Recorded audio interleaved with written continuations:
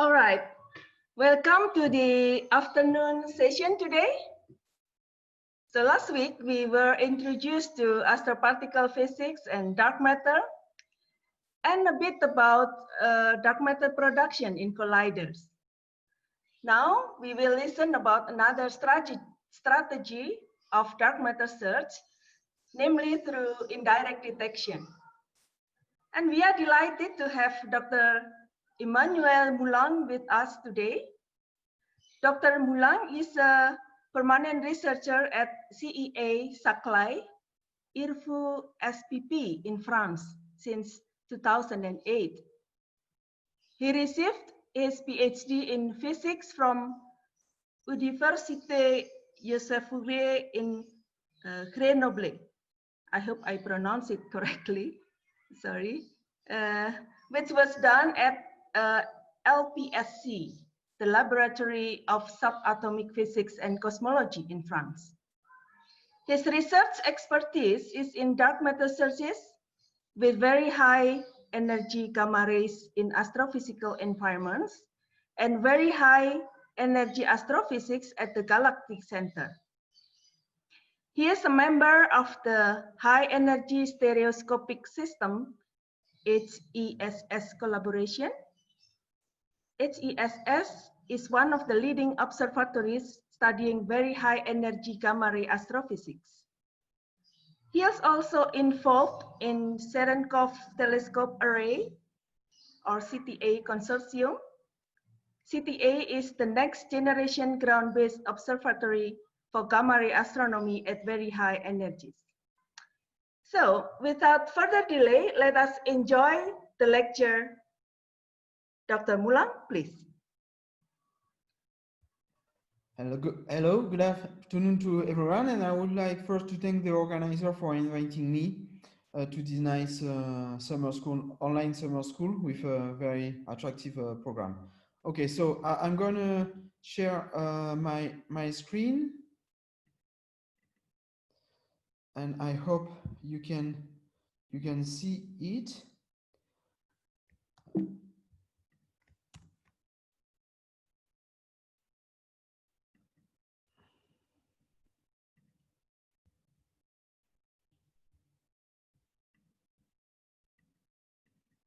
So I hope you can see my screen. Yes, we do. Okay, thanks a lot. So I'm gonna start then.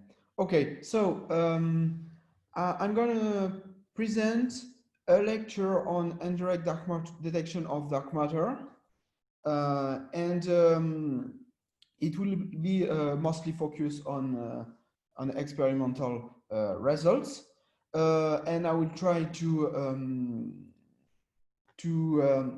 discuss various messenger we can use in order to probe indirectly the origin of dark matter.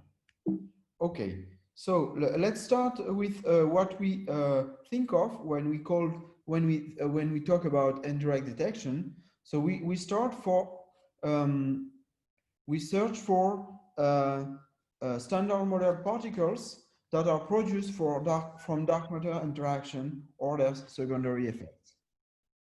So we just in our instrumental setup try to detect and measure the properties of the secondary products of dark matter interaction. So this kind of techniques allow us to probe the dark matter stability or lifetime through the search for these secondary products. In indirect detection, we have a class of models we call thermal Relic models that allow us to probe directly the origin of dark matter, as we will see in the introduction. And what we know about dark matter from previous lecture at this school is that the dark matter is known to interact mainly weakly with the standard model particles, and obviously for indirect detection it means that in the possible detection channels we have a potential large conventional background from astrophysical processes. And at the end of the lecture, as we will see, the indirect detection techniques provides a nice complementary technique to other searches that have been devised in order to detect dark matter, like searches at colliders or indirect detection experiments. Okay, so let's start with the annihilation of dark matter particles. So we consider in the initial state two dark matter particles that collide each other and annihilate in producing lighter standard model particles like pairs of quarks, gauge bosons, pairs of lepsons, etc. And these standard model particles will further hadronize, decay, or even radiate with known standard model processes. And in the final state, we will end up with gamma rays, electron positrons, pairs of protons, or neutrinos, etc. And this is this particle in the final state that we will eventually able to detect in our detectors. So for what concerns annihilation of dark matter in general, for annihilation, the two-body processes dominates the overall annihilation signal.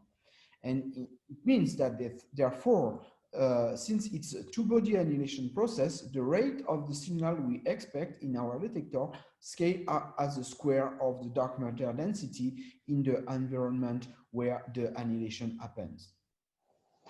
There is also possibly three-body or higher annihilation processes that are possible, but they are usually subdominant, and I will not talk about this kind of process later. But you can see the literature on strongly interacting massive particle, for instance. Okay, so as I just said, so this annihilation will produce gamma rays in the final state, and these gamma rays in high energies or very high energy can be detected on satellite like the Fermilab that detects gamma rays up to about a few hundred GeV.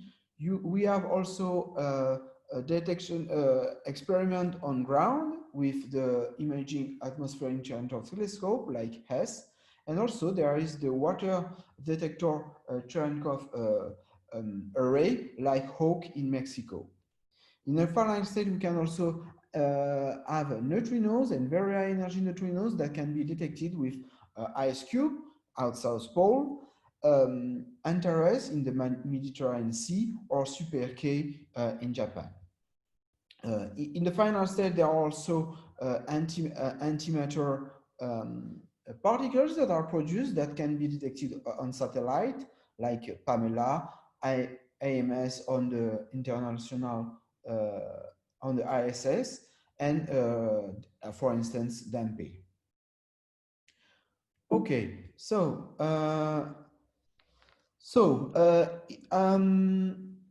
when we talk about annihilation of dark matter particle and indirect detection, there is a kind of natural benchmark that arises, and this is what we call the term referred to as the thermal density. So this is basically what we also call in literature the WIMP miracle, and this is a thermal Relic scenario in which the dark matter particle is thermally produced is thermally decoupled in the early universe and is today a relic of the early universe physics. So at some point in the early universe, the dark matter is in thermal equilibrium and is then depleted via annihilation. Okay, so the universe basically expands, so you have less and less dark matter as the universe cools down.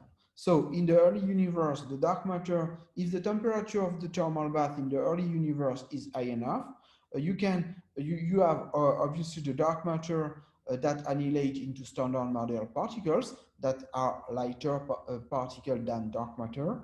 And if the temperature, as I said, is high enough, the reverse process and the creation of dark matter particles is possible via the interaction of standard model particle each other that create dark matter.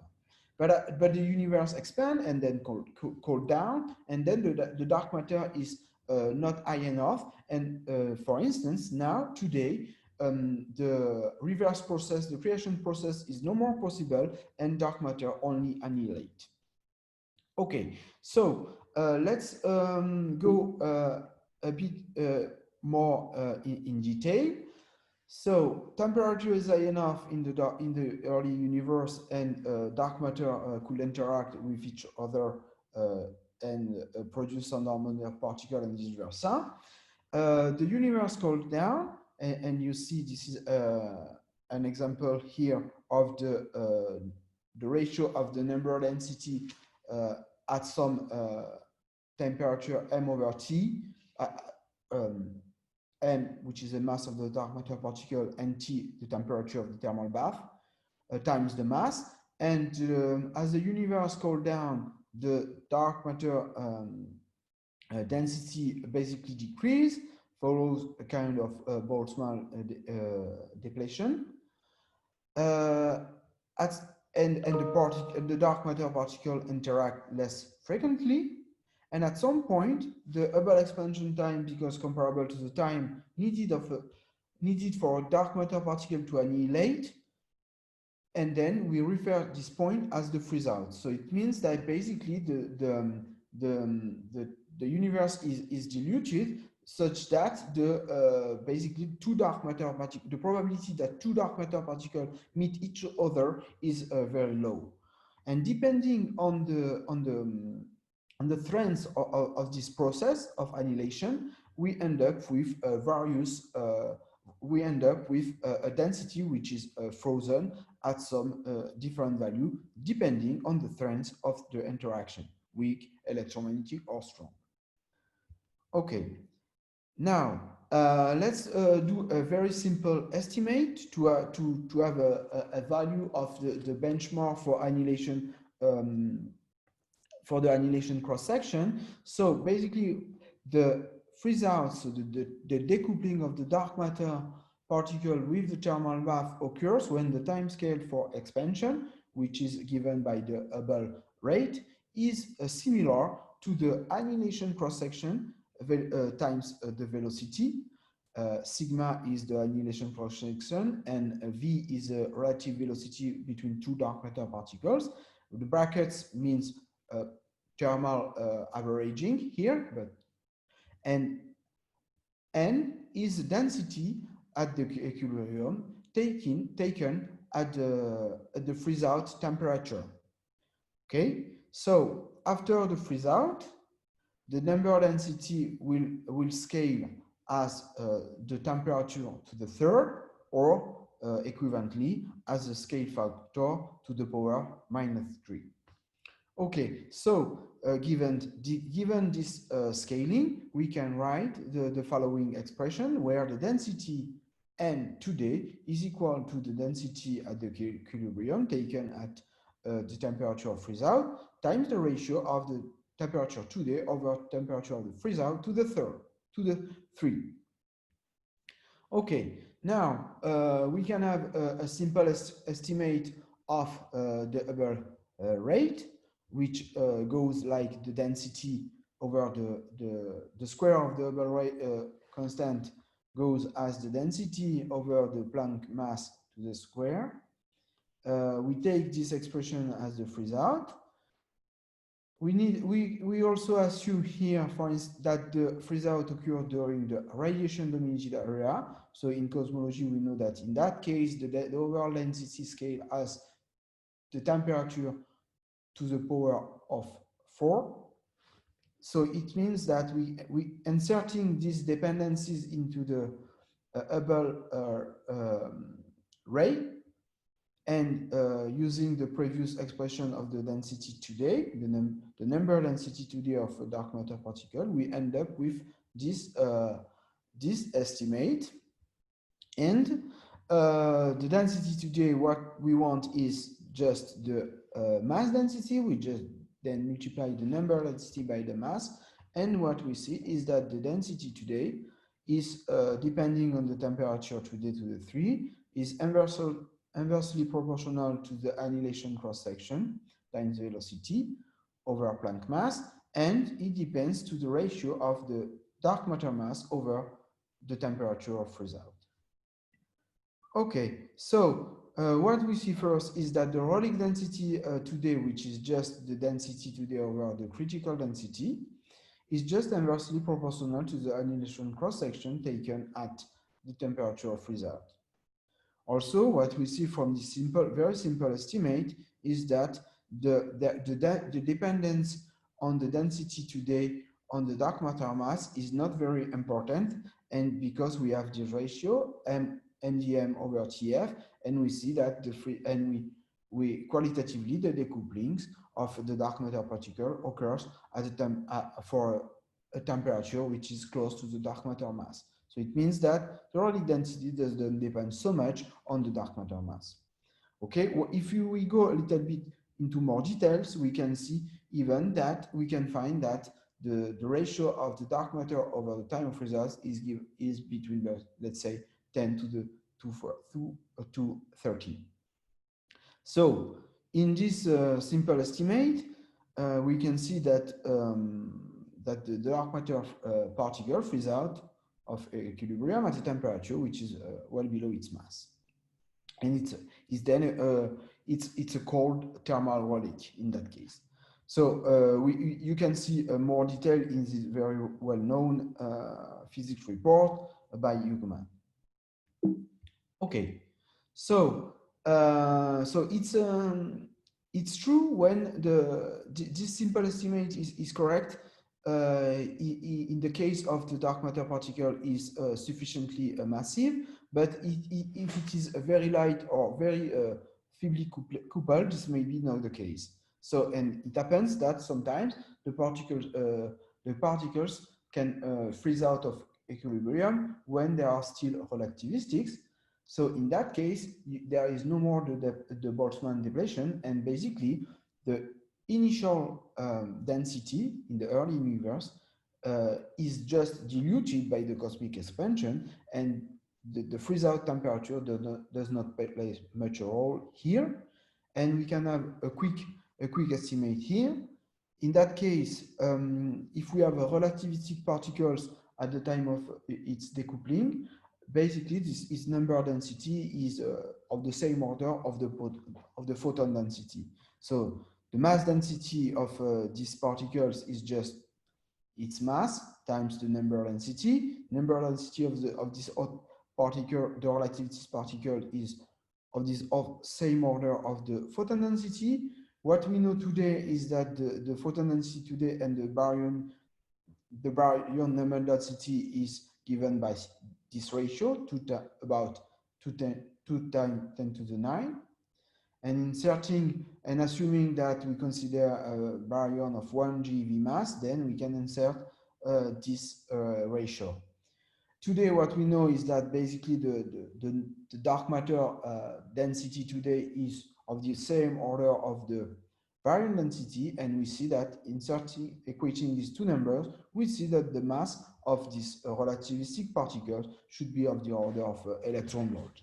So this tells you that these very simple estimates tell us that the relativistic particle at the time of when it's decoupled from the thermal bath should be of the order of electron volts. So this implies that during the time of the structure formation in the universe, this relic particle will behave as a hot dark matter particle, and we know that a scenario where the hot dark matter constitutes all the dark matter will lead to dramatic changes to structure formation, which are very different from what we observe today, like the distribution of galaxies, for instance. Okay, so just to quickly summarize, so we see that this decoupling will occurs at a value m over t, which depends on the strength on the interaction, and for the weak scale, we see from this reference that the Relic density we end up with today is not so much dependent of the initial of the mass of the dark matter particle to a large extent, and we see that it does not depend much between, let's say, a few tenths of MeV up to 100 TeV.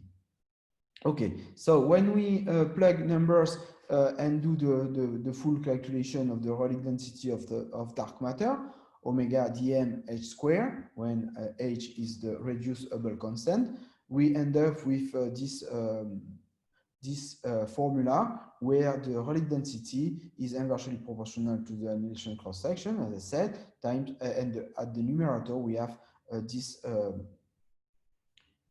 value, 3 times 10 to the 27 centimeter cube per second. On the other hand, if we consider a weak coupling for the dark matter particle with a massive particle, we can make an order of estimate of the annihilation cross section. It depends to the coupling to the square over the mass of square of the particle. And if you plug a weak cross section, let's say about 1 picobar, and a relative velocity at the time of result, we see that we end up directly with the correct order of magnitude. Because if you plug this number into this equation, you see that you end up with the Relic density of dark matter we observe today by cosmological measurements, for instance. And you can refer to this paper for the full calculation, analytical calculation and numerical calculation provide quite close value in the annihilation cross section today, and this is about 2 × 10⁻26 centimeter cube per second. And you see that it's almost independent of the mass above, let's say, this value is about 2 above 10 GeV mass for the dark matter particle. Okay, so as I said, so this provide these numbers are if you consider WIMPs, you end up with the dark matter Relic density measured by the Planck satellite, for instance, and it is very important for indirect detection because we have a benchmark. So this sigma v value of about 3 × 10 to the minus 26 centimeter cube per second is a benchmark for indirect detection, and this is what we call the thermally produced WIMP. So when building experiment, this annihilation this benchmark is quite useful because it helps you to size your experiment and to quantify your detection prospects, for instance. So obviously this is a very simple estimate. This is only one of the models. This is the thermal WIMP. It's a simple model in a sense, but at least this is a model we started with several already a few decades ago, because from the experimental point of view, it's very important to be able to start digging. To approach this natural scale. Obviously, when you have and when you want to compute upper limits or sensitivity for your experiment, you want to approach as much as possible this natural scale. But when you have a signal, it's a bit different because you can invoke other models which are much more complex than the thermal WIMP scenario. And there are many in the literature. So the dark matter annihilates. The dark matter can annihilate at a higher or lower rate. We neglect velocity-dependent effect here. So it changes also the expression of the theoretical annihilation cross-section we can compute. You can have various processes during the annihilation. You can have resonant annihilation, co-annihilation. You can have also increase of the annihilation cross-section due to some Sommerfeld effect etc., etc. So this relationship between annihilation in the early universe and today can also change, obviously. Okay, so now what about the decay? So we just consider the processes where two dark matter particles annihilate each other, but there is also the possibility where the dark matter decays. So consider this time only one dark matter particle that decays into a pair of standard matter particle, and what happens is, like for the annihilation, there are or decays, and you end up with a standard model particle in the final state you want to detect. So in that case, you don't need the particle to be perfectly stable, just you need that the lifetime of the dark matter particle is higher or equal to the age of the universe, roughly. In that case, the difference with annihilation is that it's just a single body process, so the rate of decays and then the signal you expect in detectors scale with power 1 only of the dark matter density. Okay, so in indirect detection, there is a very important ingredient we need to consider is the dark matter distribution of the particle inside the environment where the annihilation or the occurs. So, so in that, there are several methods, but I will just to flash two kind of methods. So first is, one of the methods is to probe to use the dynamical mass estimator within the genes formalism. So we use kinematics, we measure kinematics of a tracer of the gravitational potential, say the velocity of stars, the velocity of the gas, and then from the kinematic measurement, we can relate to dynamical measurement and say the mass, the total mass. So this is usually done in the framework of the genes formalism, and I refer to the Binet and Freeman book, well-known book, Galactic Dynamics, and we can write with a few assumptions, let's say a spherical symmetry.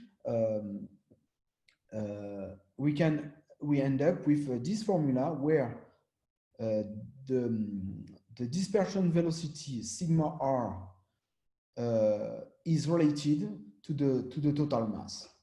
Okay, so the dispersion velocity of the star, to make it simple, is dictated by the gravitational potential, total gravitational potential, mass, dark matter plus gas plus stars, etc.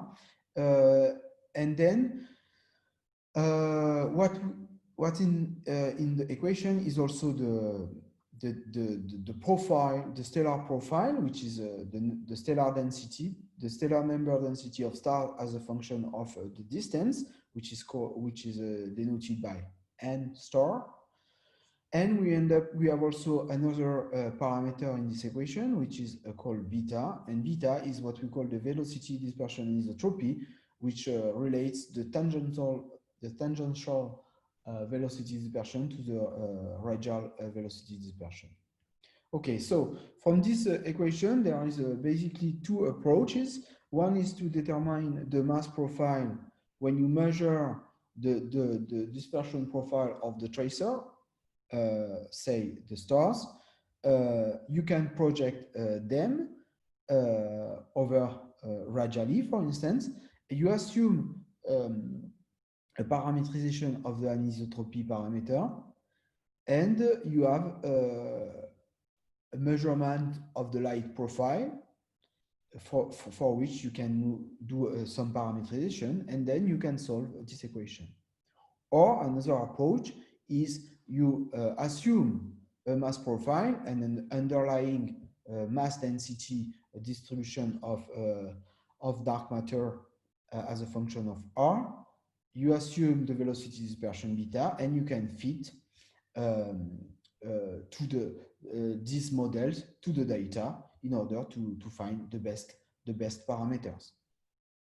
Okay, Now, this just to flash is that this approach works well in dark matter dominated environment, and as we will see later in the lecture, it works very well in dark matter dominated environment, like the dwarf galaxies. So you have a measurement of the projected velocity dispersion as a function of distance to the center of the dwarf.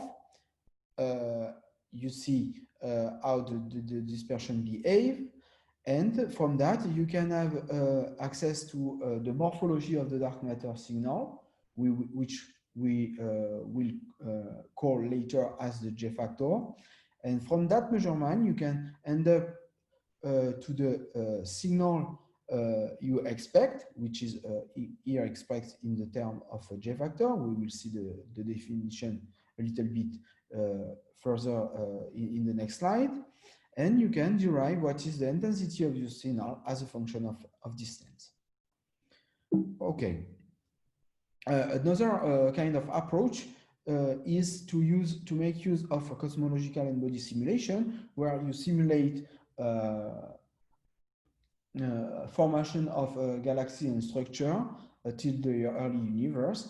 And what you end up with in this simulation is a dark matter. You can fit to the output of the simulation various parameterization of the dark matter density distribution in Milky Way-like galaxy, for instance, and you end up with a variety of profile like the inevitable Navarro-Franken-White profile or Einasto, etc. So in this, just to say that in this cosmological simulation, the physics of baryons play a crucial role during the evolution since the early universe to now, and especially in the center of galaxies. And for the Milky Way galaxy size, Milky Way size galaxies, the dark matter distribution in the central region is not well known, and observationally we see that it's only poorly constrained. Okay, so from these two kind of approach, and this is a fundamental ingredient for indirect detection, and especially of gamma rays, we end up with two classes of profile. The first class is the fits to n-body simulation. You end up with what we call Caspi profile, where the density, the mass density rho depends, goes like 1 over r toward the central region of the halos. And this is for the Navarro-Franken-White profile. And there is another class of parameterization, which is the Einasto profile, which has a little bit smoother behavior in the very center of the halo. The fits to the stellar or gas kinematics end up with what we call the core profile. So we have a core or flat, more or less flat distribution in the central region of the galaxies. So this is what we call the isothermal profile, and with a constant density in the central region, or another well-known parameterization is the Burckhardt profile. Okay. So there is also from this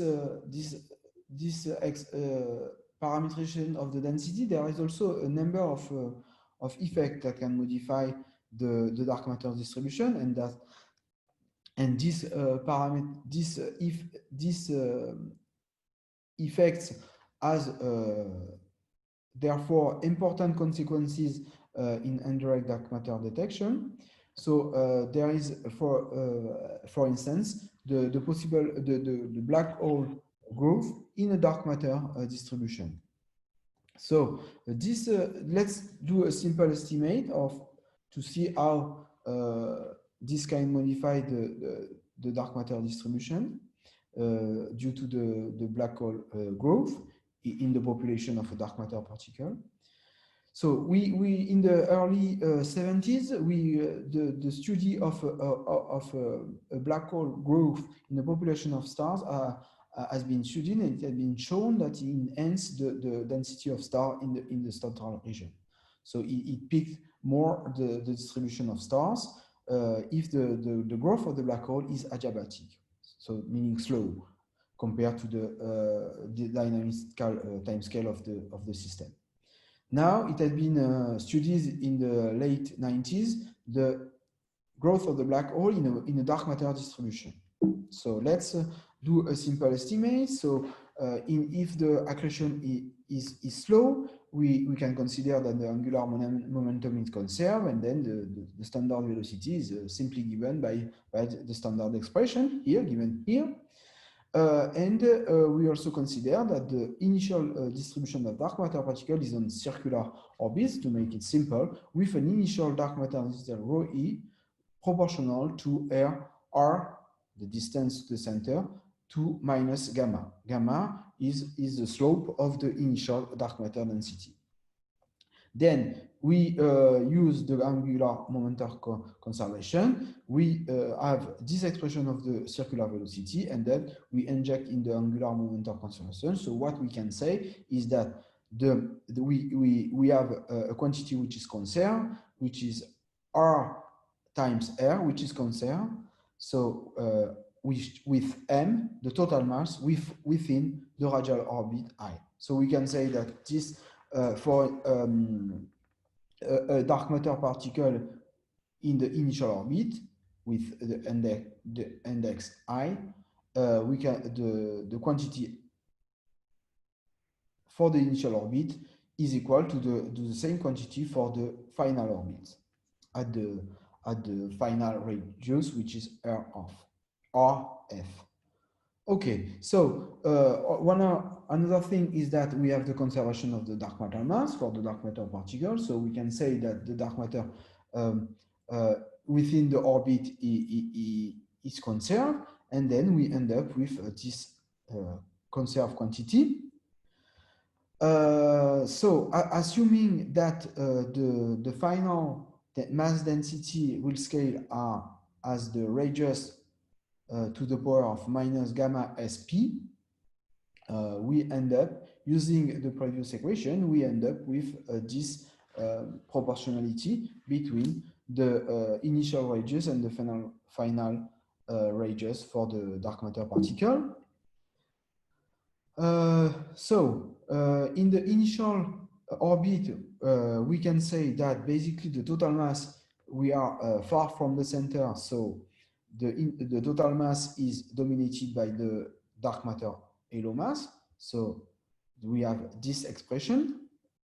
And in the final set orbit, the dark matter particle is much closer to the black hole, so we can say that the mass in the final orbits is more or less given by the black hole mass. Then we can have this expression.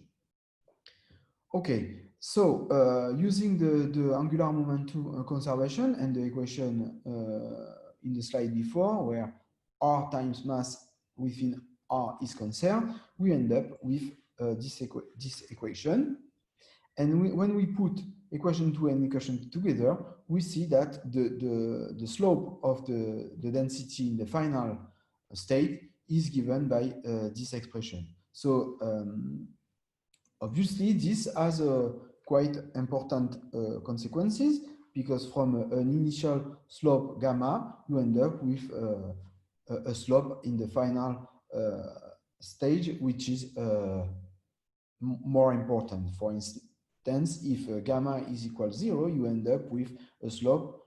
So you have a core distribution. The slope is more or less close to 0. So it's flat, and then you end up with a slope of the final mass density, which is 9/4.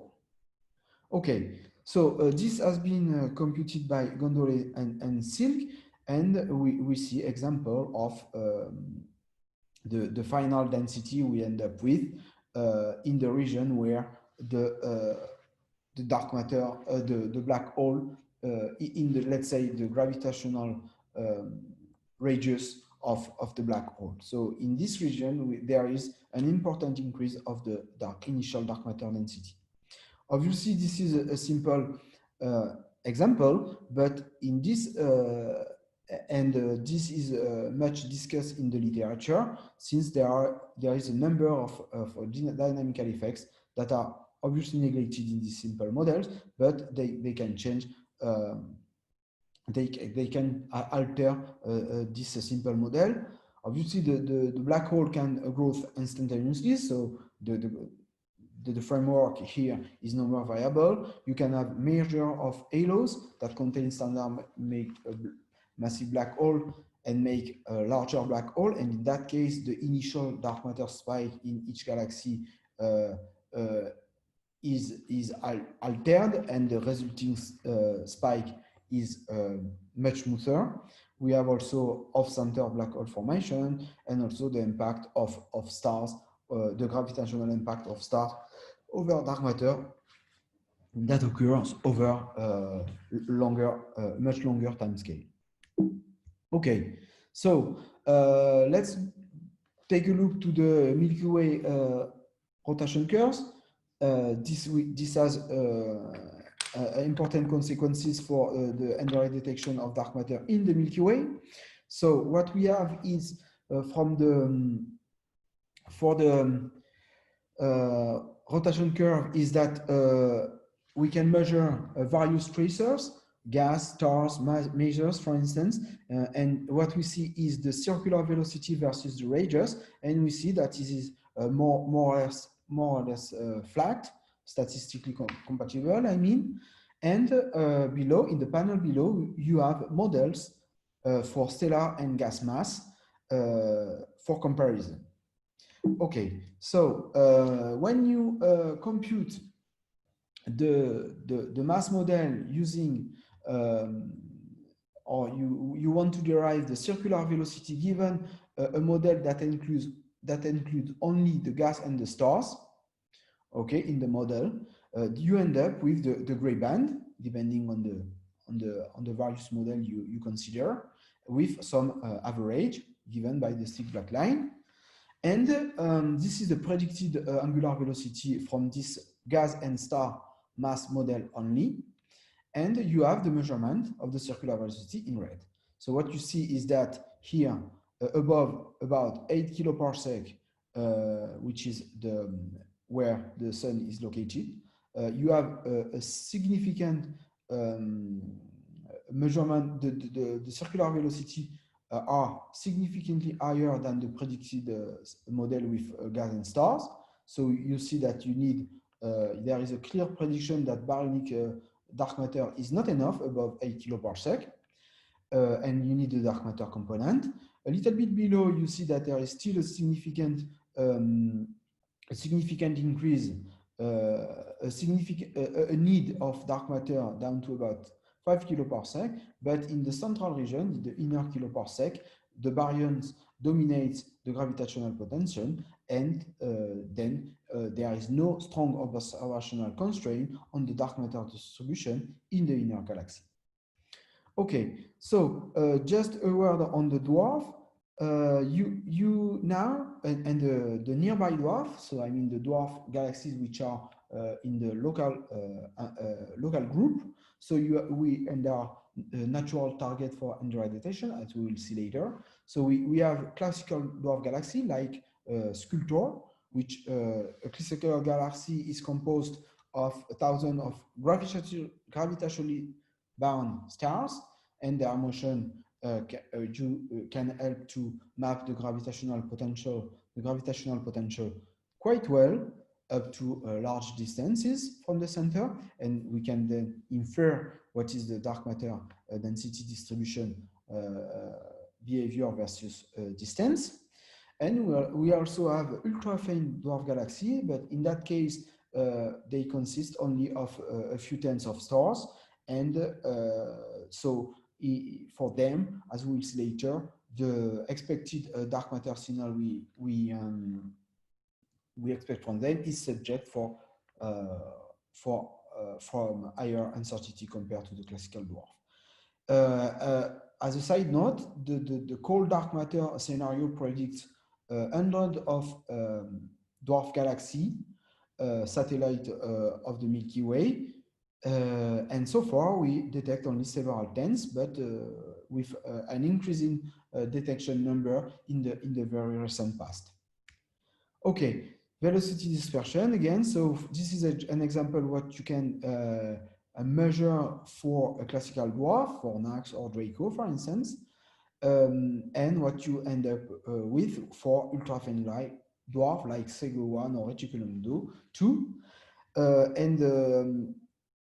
This measurement, obviously, for ultra-faint are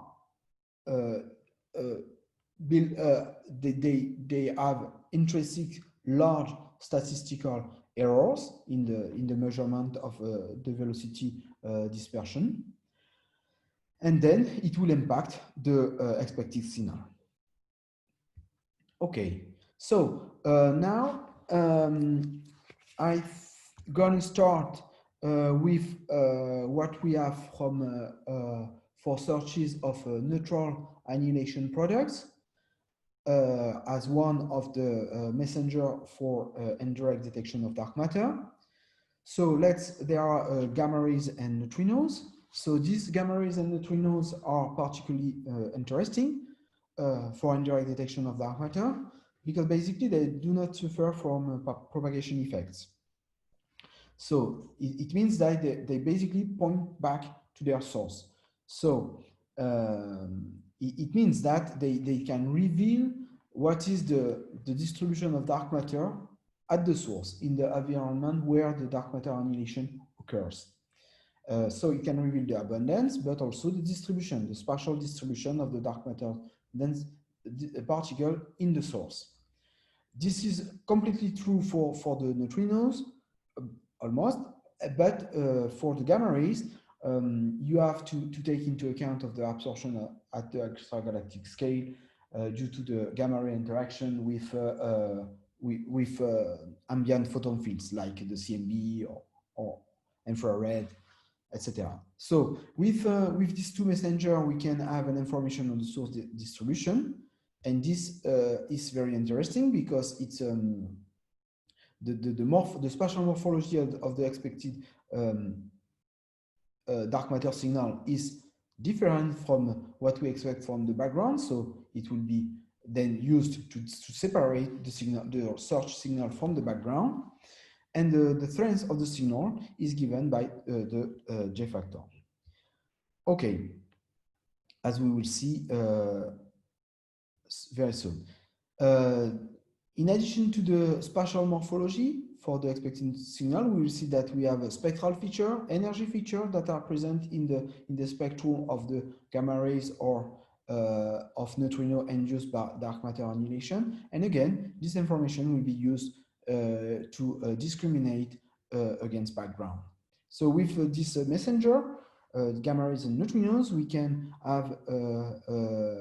infer the distribution of dark matter in the sky, and also have the measurement of the spectrum of gamma rays and neutrinos, and this tells us what is the reaction process and the dark matter mass. So with this kind of messenger, we have quite a direct identification of dark matter. Okay, so let's go into the expression of gamma ray and neutrino flux from dark matter annihilation. So here you can change basically gamma by nu, but this is the same expression basically. So the flux of the energy differential flux we expect from gamma rays and neutrinos is basically the products of two terms. You have first a particle physics terms that contain what we talk about, the annihilation cross-section sigma v, the mass square, and the annihilation spectrum, so the number of gamma ray versus energy per annihilation. The second term is what we call the astrophysics factors, which is called the J factors, and it depends on the dark matter distribution in the target.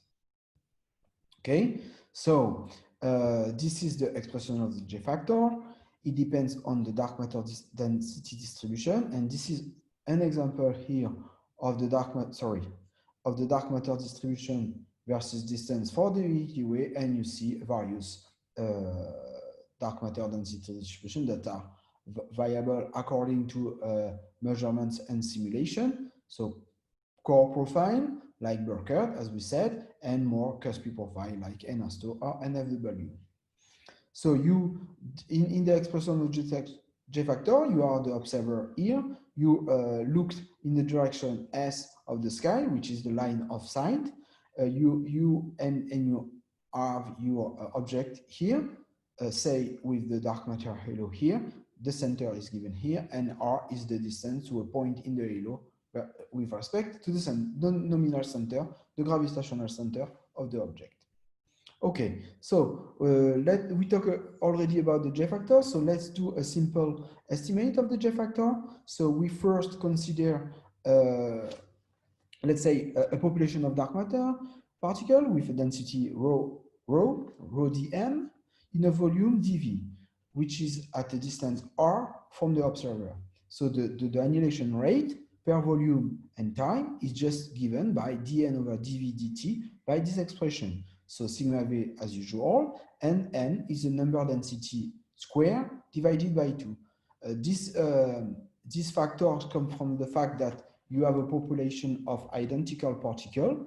For annihilate, they need to meet each other. So you need to compute the number of pairs you have in a population. Assume that you have a population of n particles. The number of n-dependent pair is just given by n times n minus 1 over 2. Since n is large, you can say it's n squared over 2. And n, it's the same, but it's given by just the number per volume to the cube. So you insert the dark matter mass, so you end up then with this expression where ρ is the dark matter, the mass density, m is the mass of the dark matter particle. Then you have a second step where per annihilation we have a spectrum of particles which is produced like gamma ray and neutrinos. So the spectrum per annihilation volume per volume per time is just given by this expression. You just plug the spectrum of particle per annihilation. Okay, now you just consider the spectrum observed in your detector, so per unit of time, and you assume that for a detector which has an area of dA. So the number is just given per time and per unit of the energy is just given by the previous value times the ratio of the areas. Okay, where 4 pi r square is the area of a sphere. Okay, at a distance r from the observer, and dA is the detector area. Okay.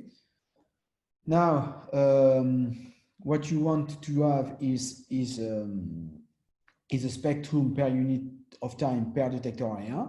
This quantity, you integrate over the volume, which you can use in spherical polar coordinates, and then the ratio of you express you integrate just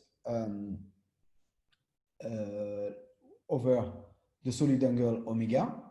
R is the distance, and then you have more or less the expression of the flux here, a number of particles per unit of that, per unit of energy, and per unit of detector area. So again, the particle physics factor and the astrophysics factor. Okay, so now for decaying dark matter, you have the same line of reasoning applies, and you can end up with the expression of the energy differential flux, and you see that you have just to substitute sigma v over m squared by 1 over m times tau, which is the lifetime of the dark matter particle.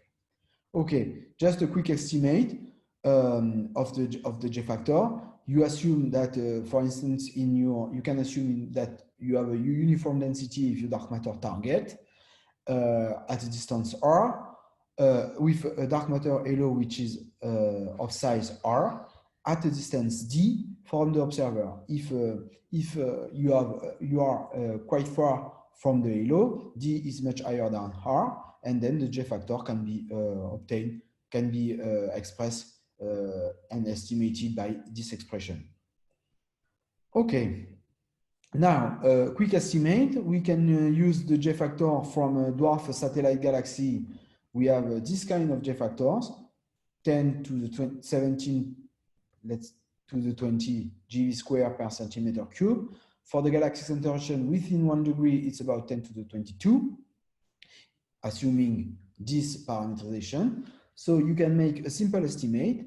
You take a thermal Relic cross section with sigma v of about 310 to minus 26 centimeter cube per second.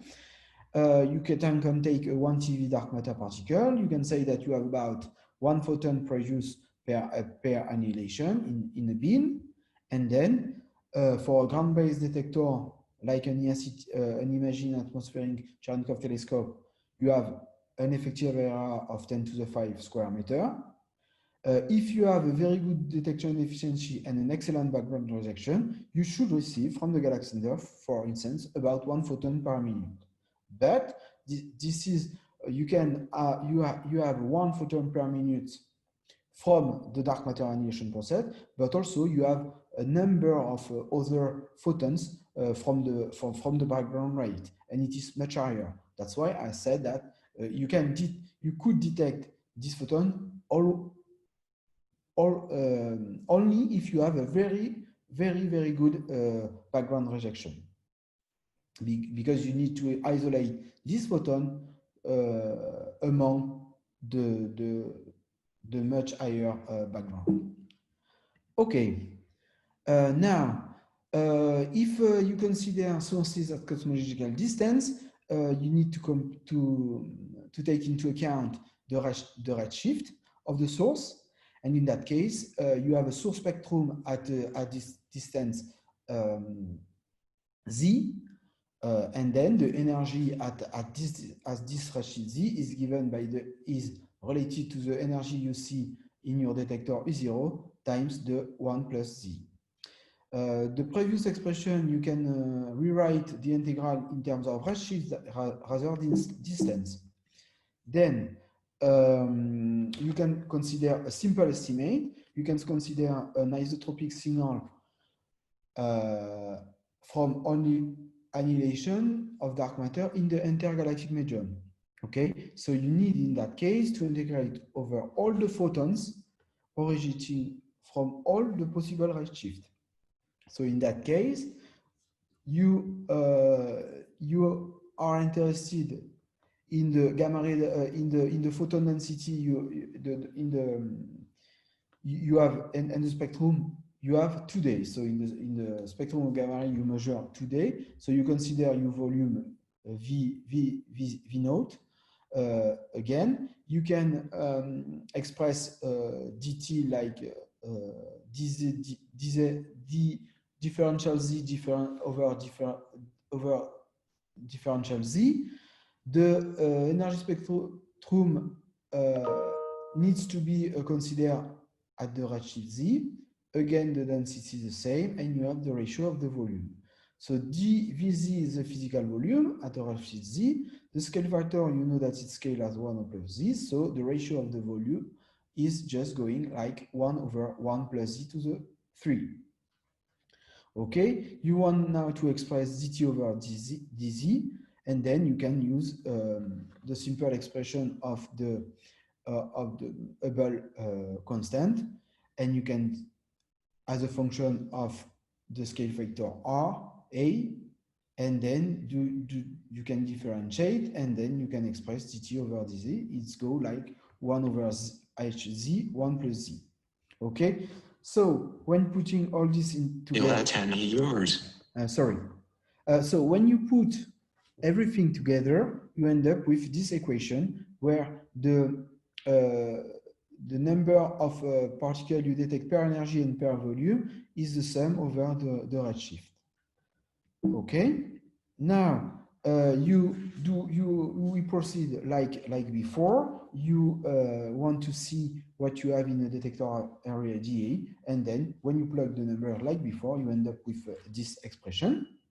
Okay, and you now assume that you have a particle that travel at the speed of light. So dr is basically given by cdt. You insert this expression in the previous one, and then this is the differential the energy differential flux you observe in the detector, which is the integral over the solid angle and over the redshift.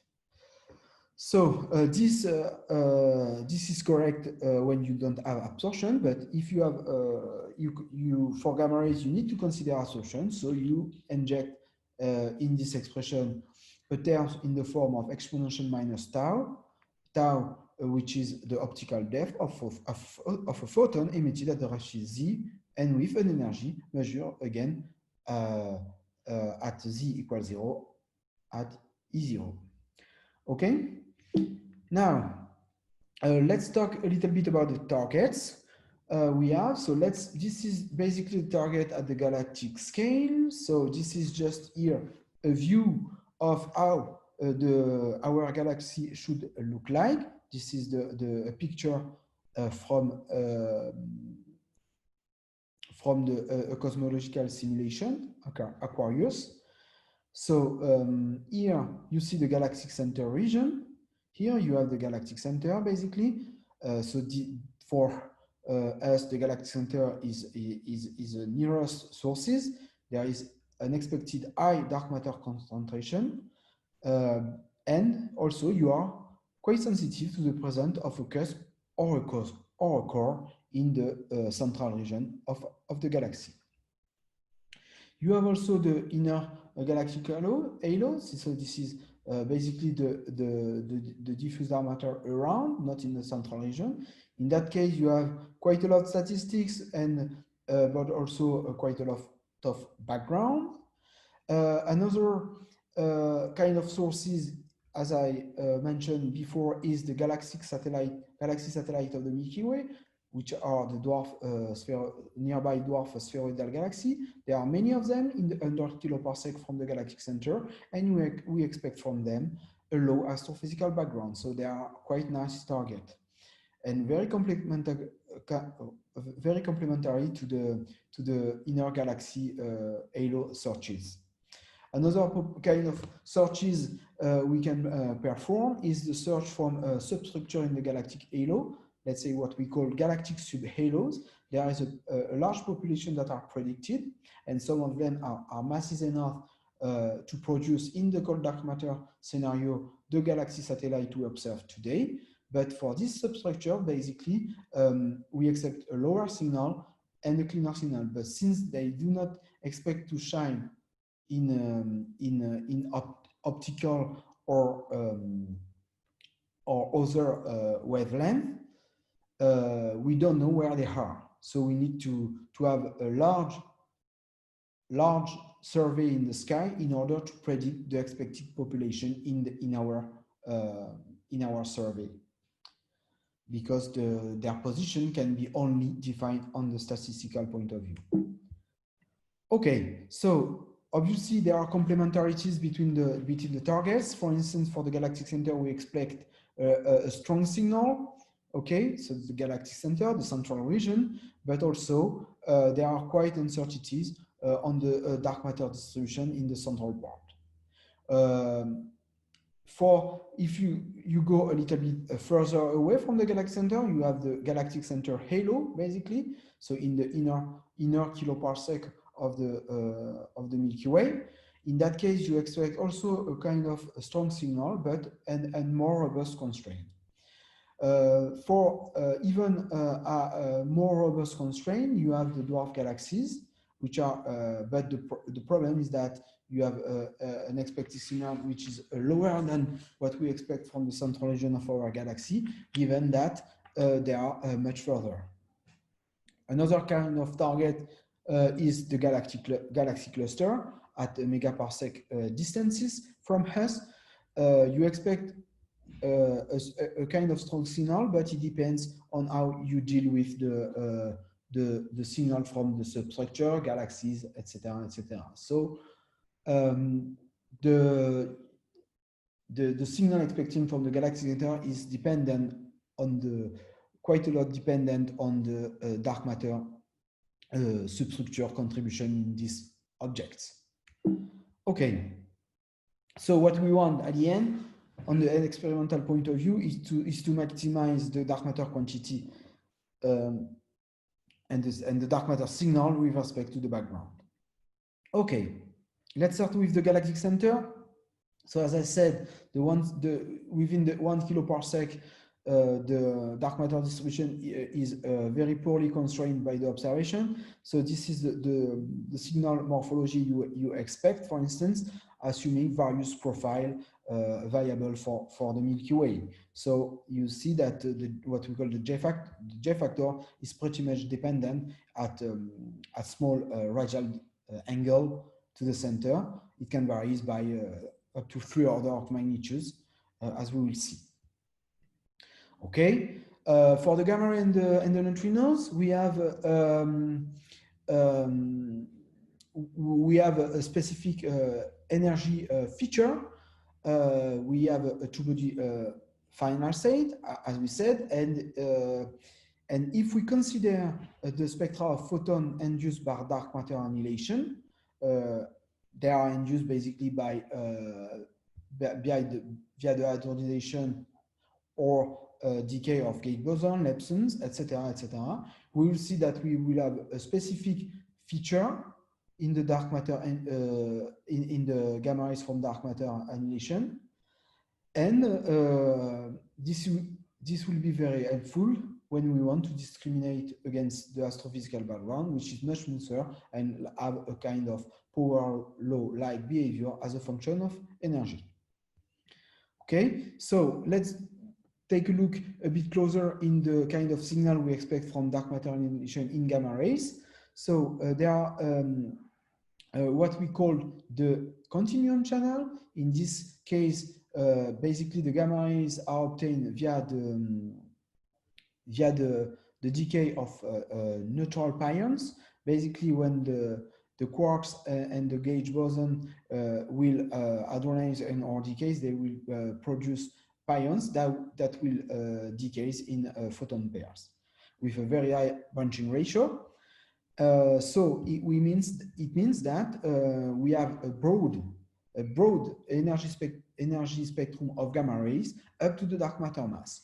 Okay, since in this case the annihilation is taking place almost at rest. So we have a spectrum of gamma rays up to the dark matter mass.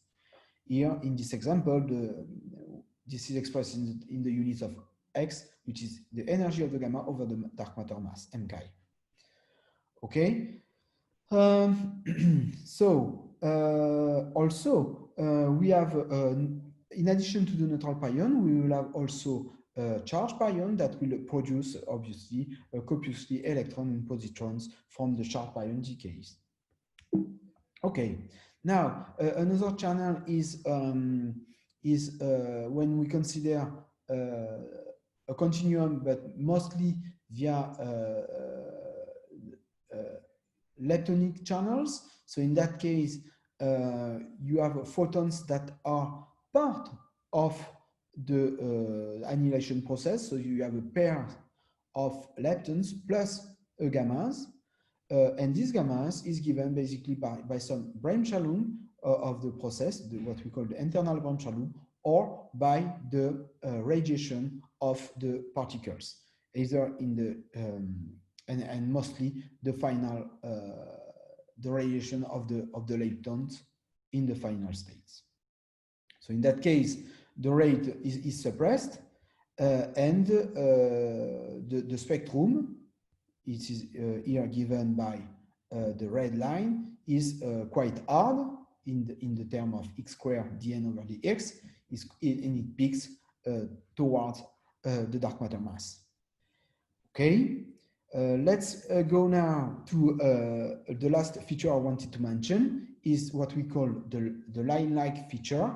So here in that case, the dark matter annihilates directly into pairs of gammas, or in gammas plus a standard model particles. Can be a Z, can be the X, etc. So in that case, we have clearly, since if we consider that the mass, the photons are massless, or even the mass of the Z is known, so you can do, since the process occurs at rest, you can derive what is the energy here, and you see that we end up for monoenergetic gamma ray lines for the first, and a little bit displaced depending due to the mass of the Z of also a gamma line. Okay, so obviously this channel is what we call a smoking gun, in the sense that a clear detection of a gamma line in a spectrum in gamma rays is very difficult to explain by conventional astrophysics. So it would be a kind what we call a smoking gun for indirect detection. Okay, so just a few remarks. Dark matter obviously carry no electric charge. So the signal when the dark matter couples to directly into gammas is suppressed compared to the total signal, and it's suppressed by 1 over alpha square compared to the continuum signal. The internal differential loom of FSR induced dark matter signal is suppressed by 1 over alpha. And for neutrinos, we have a similar picture, basically, for the hadronic and Relic case. However, the direct couplings to neutrinos, to a pair of neutrinos, is not suppressed, obviously. And in the leptonic case, it can be a bit different compared to the gamma to the gamma rays, because the annihilation to neurons will produce an unsuppressed neutrino spectrum. So you have dark matter decaying into mu, and this mu will produce an unsuppressed neutrino spectrum. Okay. So just a last remark. In this annihilation process, you will have a charged particle in the final state, like positrons, electrons. And these electrons, for instance, can upscatter on the ambient photons, like the CMB, or make synchrotron radiation. And this will provide more gamma rays in the final state. So there is first the inverse quantum, which is quite an important process.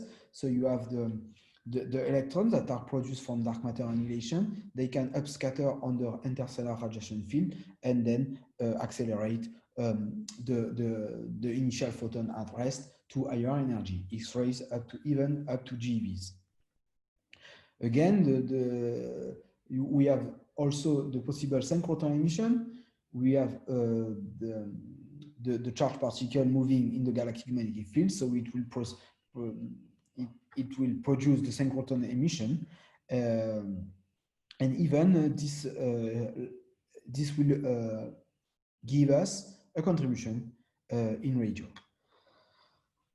Obviously, this process are important for the leptonic channel, because in the leptonic channel there is a lot of charged particles like electrons that are produced. Okay, I'm not sure where I am. Should I continue? Maybe. Do you want me to stop now?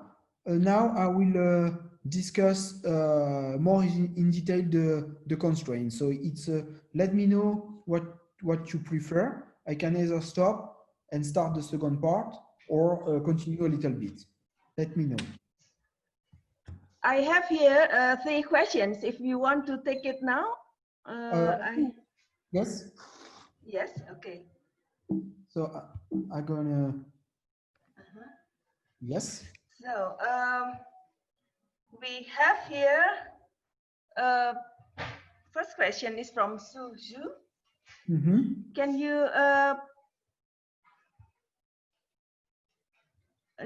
you show yourself and ask the question, Susu? Are you here, Susu?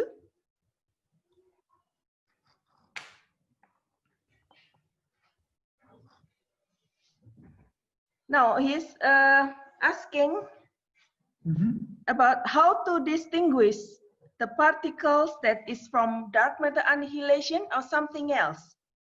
because Yes. there are many mechanisms that then generated the standard model particles.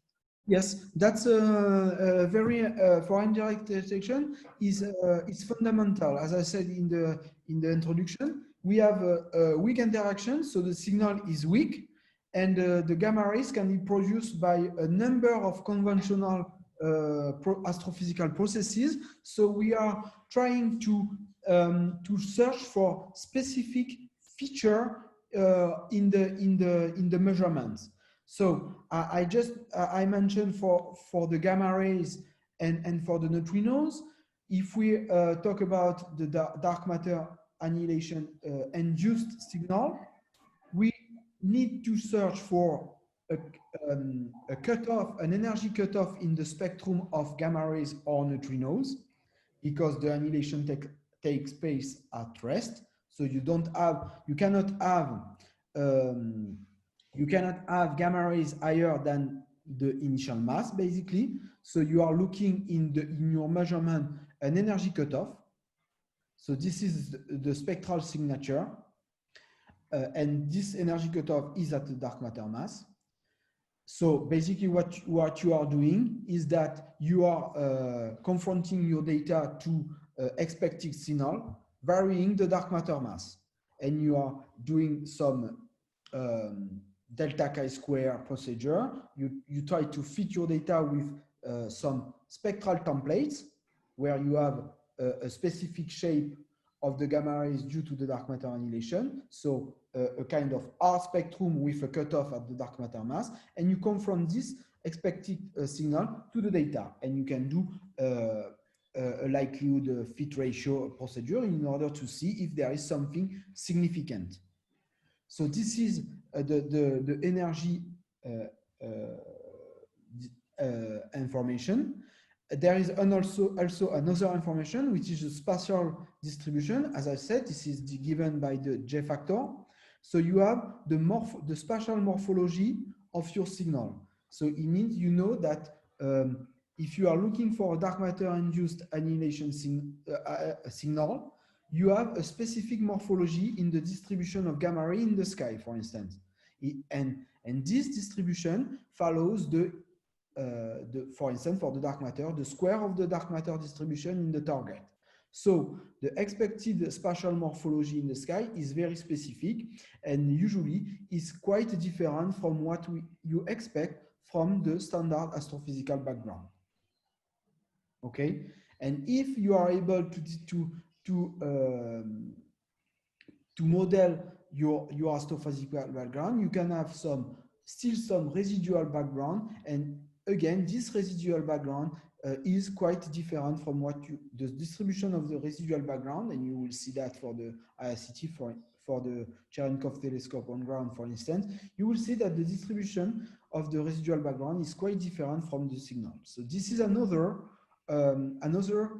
way in order to discriminate conventional astrophysical signal from the search signal. I hope that it replies to your question.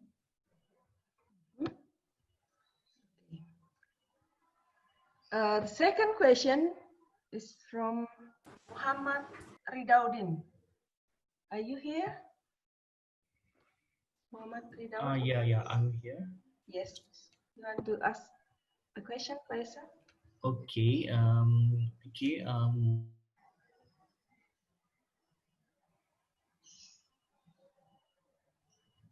Two question. Okay, my first question. Okay, my first question is why you choose to detect gamma ray instead of the other product like neutrino and positron and the charged particle. And then my second question is where is the best location to detect the gamma ray to get the best constraint, and is there yeah. Okay, so for the first question, can you repeat? Why do we search for gamma rays, neutrinos, and electrons in the? This is the question. My question is why you choose to detect the gamma ray instead of the other product like neutrino and positron. Okay, so we will discuss in the second part also the search with positrons, electron, antiproton searches. So gamma rays are and neutrinos, so the neutral annihilation products are interesting because basically at the galactic scale, they do not suffer from propagation effect. So basically, from the observer to the region where they are created, they are not basically affected by propagation effect, right? So basically, neutrinos or gamma rays point back to their source. So they are not deflected by magnetic field. They do not lose energies like charged particles. So what you measure can be easily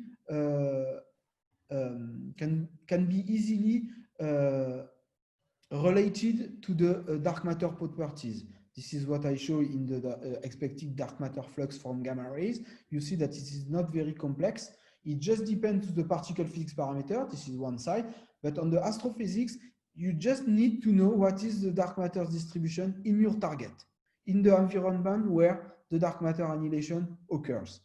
Okay, so and once you have information on that, then what you observe with your detector at Earth or satellite is quite straightforward because it just depends on the J factors, which in the case in case of neutral annihilation product is quite simple to detect.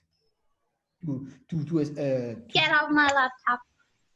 Yeah, and the second part was of the question was is the best target to detect gamma ray product to get the best constraint? yes. So as I said in the last few slides, you see no target is perfect. So there is always a compromise between the amount of signal you expect and the amount of background you can accommodate. Okay, so for instance, the Galactic Center and also the robustness of the expected dark matter signal. So it means that basically in the Galactic Center, the dark matter distribution in the inner kiloparsec is not well known. So it means that the signal you are looking for can the normalization of the signal is not well known in the sense that the J factor can vary by 1-2 order of magnitude if you consider a core profile or a cuspy profile in the galactic center, in the center of the Milky Way. So it means that the galactic center, you may have a very strong signal, but the expected signal is uncertain.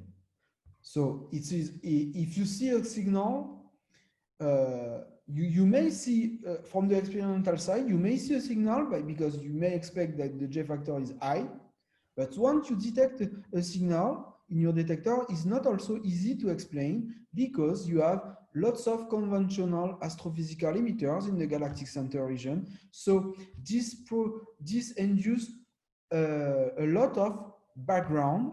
So it produces true gamma rays, but from only conventional astrophysics. So you have to, again, search for specific feature in the spatial morphology or in the spectral morphology of your detected signal to look for the feature from dark matter annihilation, a cutoff, or a pronounced spatial distribution. So this is the example for the central region of the Milky Way. Next, you have the dwarf Milky Way satellite of the Milky Way. So as we will discuss a little bit further, so there are quite numerous targets around us at below, let's say, 100 kiloparsec from us. So this environment from the conventional astrophysics side are much quiet in the sense that we don't have detected very high energy gamma rays from conventional astrophysics in this system. These are neutrinos, obviously. So basically because they are composed of old population of stars, so there is no sign of recent acceleration of charged particles in this object from supernovae or whatever. So it means that the conventional astrophysical gamma rays we expect from this object is very low. In addition to that, you don't have a lot of gas in these dwarf galaxies. So you see that you don't have a lot of target material from incoming very high energy protons that create when they are propagating gamma rays, for instance. So in this dwarf galaxy, you expect a low astrophysical background, but in the same time, you expect a less important dark matter signal compared to the central region of the galaxy. So again, it's a compromise. Obviously, if you see a signal from a gamma ray signal or a neutrino signal from a dwarf galaxy, it will be very, very difficult to explain it in terms of conventional astrophysics, right? So if you see a signal from the dwarf galaxy, it could be a very important in direction of a dark matter origin. Okay, so I would say that there are two classes of the target, depending if you want to be if you want to detect a signal or putting some constraint. If you want to detect the signal, the region where you expect to have a signal is the central region of the Milky Way.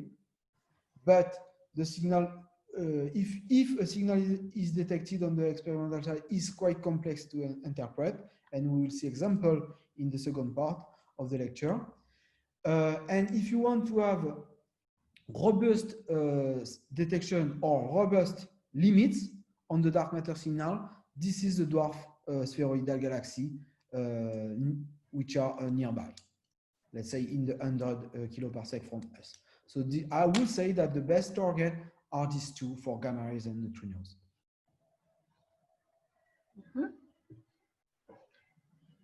Okay, let's move to the next question from Tan Wei Shen. Yes. At page the slide page 49 for the left graph, why all the dark matter profile have the same dark matter density or lie on the same line at the end of the radius? Okay, so slide 49, yes, there were the distribution of the dark matter density versus distance. So for all this, when you want to infer the radial distribution of the mass density, you have a quantity that are important is the total mass you measure as a function of distance. And you have also a normalization point is that you want that the local density, meaning the dark matter density in the solar neighborhood is well measured up to a factor of 2 basically, but it's well measured. This is what I called density sum. It is about 0.3, 0.4 GeV square per centimeter cube in the solar neighborhood. So this is a normalization point. And in the outer part, you don't have much freedom in the sense that you want to have the circular velocities.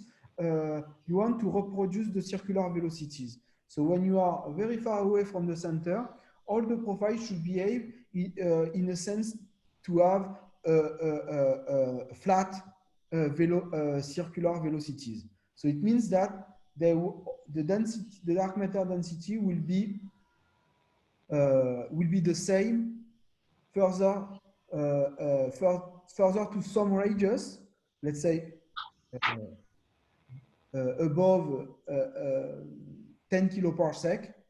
Basically, since the circular velocity is much simpler to compute here, and the component that participate in the overall gravitational potential is mainly due to the dark matter, then all the profiles will have the same behavior, namely rho like the density will go like R2 minus 3. So, but in the center and below, let's say several kiloparsec, it's very different because the dark matter, the total gravitational potential is dominated by the gravitational potential induced by the gas and the stars. Okay, so the dark matter distribution, the dark matter component is there, but it is subdominant. So it means that the velocity of the tracer, let's say the stars, is the kinematics of the star is dictated by the gravitational potential induced by the star themselves inside the orbit, obviously, and the gas inside the orbit. And for the mass model for these two components, gas stars can spread quite a lot, as I showed for the Milky Way. So this was the gray band, and it means that the dark matter shape is basically unconstrained in that region. So you can have various profile from core profile with a flat profile in the central kiloparsec up to a few kiloparsec and up to cuspy profile with a slope of even 1.5 for the Moore profile. But this profile are allowed given the observation. So if you inject this profile, you can accommodate the stellar kinematics, for instance. Okay, I hope it replies to your question. Okay, thank you. Okay, actually, we still have one more question, but I will keep it for the next session because we are already come to the end of this first session. Is it okay, Emmanuel? Yes. Do you want me? I start now. Yes. Yes, because we have a break for 30 minutes, and then we continue with the second session. Okay, so we break now for 30 minutes. Yes, but before that, we would like to have a picture, group picture. So, Salman, are you here to take Yes. one picture? Okay, we'll have a photo session. Wait, how to?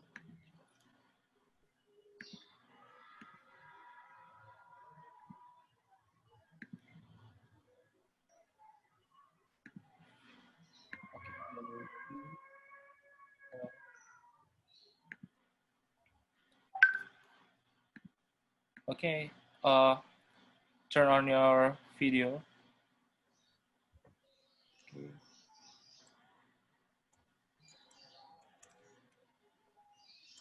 One, oh, I think there are for photo capturing. So I will start with the first page. Okay. 1, 2, 3. Okay, and for the second page, 1, 2, 3.